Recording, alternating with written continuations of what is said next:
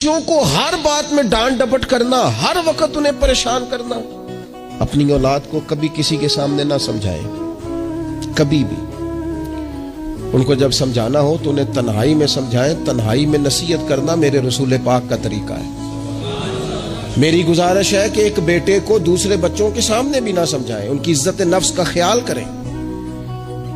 कभी भी अपने बच्चों को दूसरों के बच्चों की मिसालें ना दें। फलाने का बच्चा उधर चला गया, भैया आप क्यों कंपैरिजन करते हैं किसी के साथ? अगर इनको कभी मिसाल देनी पड़े तो यहाँ हजरत उसामा बिन ज़ैद की देना, अगर कभी मिसाल देनी पड़े तो हजरत मुअव्वज़ और मुआज़ की देना, अगर कभी मिसाल देनी पड़े इनको तो हजरत अब्दुल्ला बिन ज़ुबैर की देना, और जब ज्यादा कलेजे ठंडे करने हुए तो फिर इमाम हसन और हुसैन की मिसाल देना।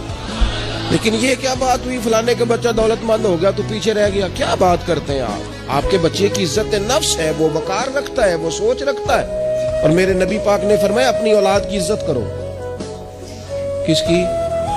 हाँ, अपने बच्चों को इकराम दो।